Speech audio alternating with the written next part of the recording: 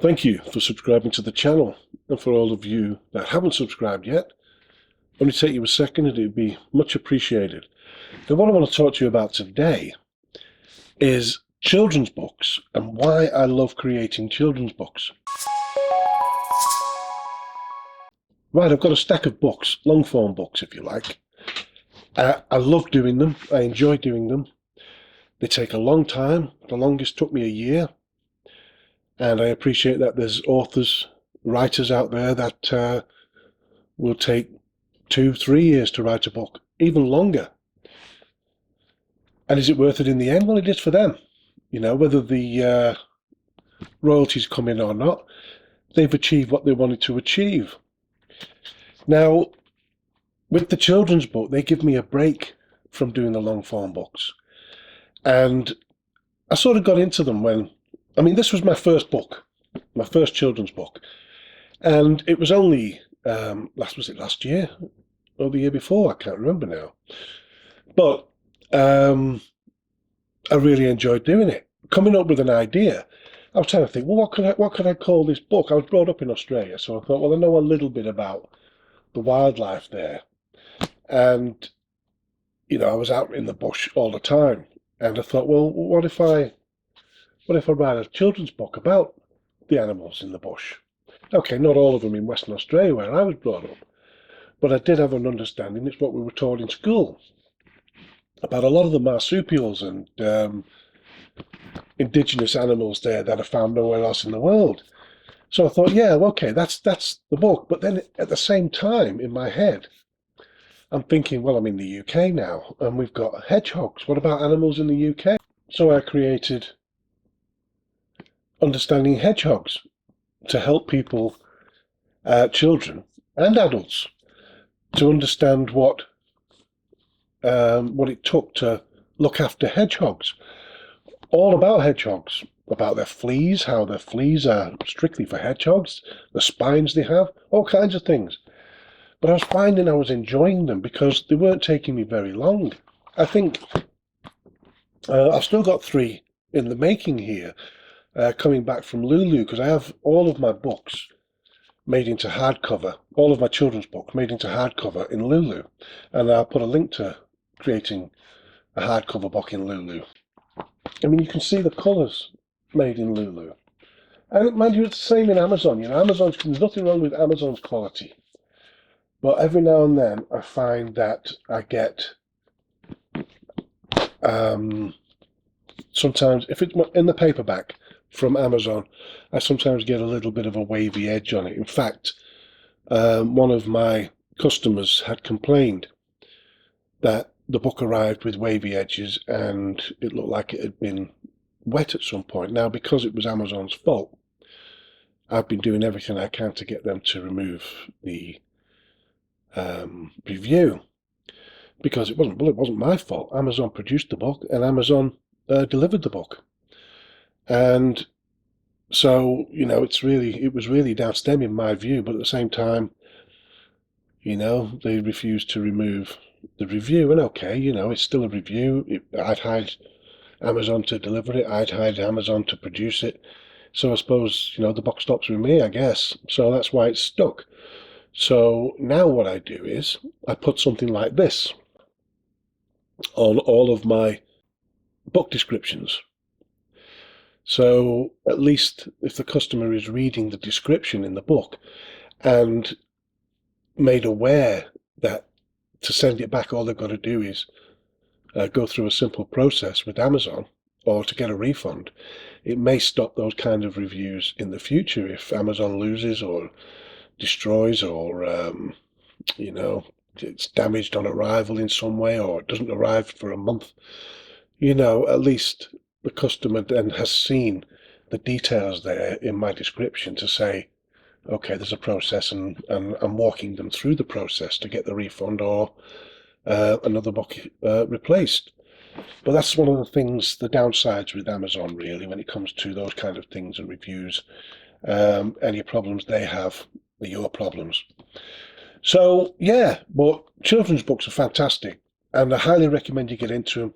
There's tons and tons. There's over 150 videos on my YouTube channel here and there's a lot of them dedicated to helping you produce children's books, and that's creating the artwork, there's setting out the pages, the wording, how many words, all kinds of things, page numbering. There's lots and lots of videos. In fact, there's a whole 12 video course in the videos.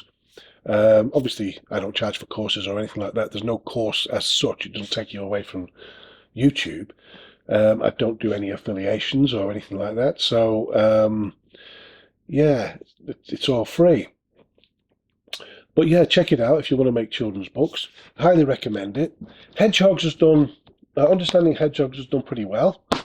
My Boomerang Won't Come Back has done pretty well too. I mean, I've had $1,300 worth of royalties back on just that one book, and 750 copies have been sold. And yeah, I might only make £1.50, £1.60 on each book, on each of my children's books, and they're all set the same price, so that people know if when they're buying one, they can go and have a little look, and they can have a look at another one, and maybe if they've enjoyed that. Now with that one, for instance, I've made 3 books in this short series. I get to a point where I've spent 2 or 3 weeks writing, and I've covered a few chapters in a book. I need a break. And during that time also, I've been thinking of other things, thinking of lots of things. The YouTube channel's been taking up a bit of my time as well. So I'll try and get a video or 2 out every week to help those of you that are just starting out. And I'll also take a break to do one of these books. Now, it could just take a week. That one took me a week. Hedgehogs took me nearly 2 weeks, because I had to do a lot of research for that, Understanding Hedgehogs, and setting that out. And there's a book there, Smiley and Grumpy.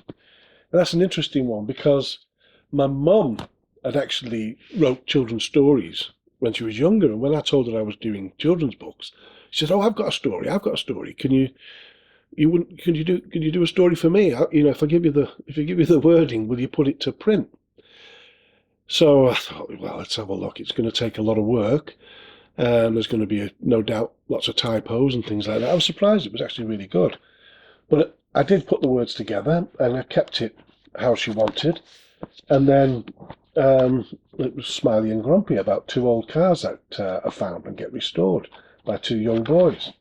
And her name's there, Elizabeth Bradbury. And it's a fabulous little book.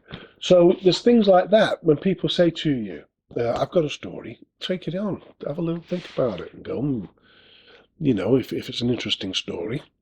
And the 3 books I've just done recently, I've talked to you about before, which was Maggot, was one of them. And that's only just gone up. And I'm waiting for the hardcover version of that now. Gonk.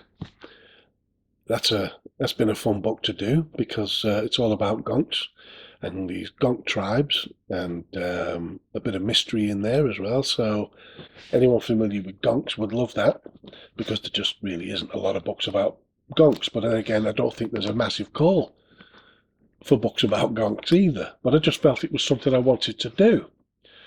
So yeah, it's enjoyable. It gives you a break.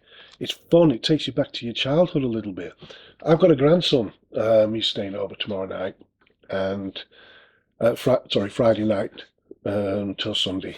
And, I can't wait to see him. And I make these books. I make 2 hardcover copies.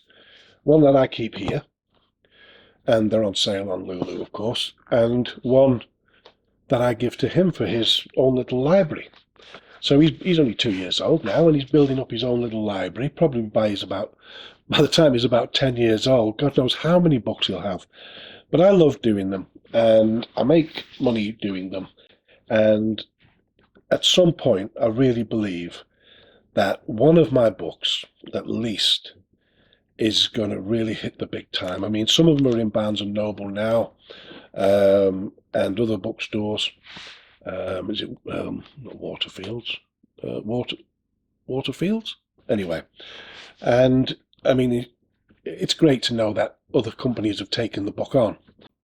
Yeah, get into it. Like I say, there's loads of information here, and I think you'll find that a lot of people who are just sort of starting out, and they're working with low content books and puzzle books, line journals and things like that, they naturally progress. It's like, yeah, I've done all that now. I want to do some children's books. And I can understand how they've got to that because they've been working with children's books, line journals and things, and puzzle books and colouring books. They've been working with children's books for some time, but now they want to put some words to it. They want to put some images and a story to it. They want to go to that next level. And yeah, I can understand that completely. And that's one of the fun things about it, because you can write a book. It's up to your imagination. And like I say, there's lots of videos on the channel here to help you with the illustrations and setting out the whole of your book and uploading your book, all kinds of things. So have a little bit of a scan through.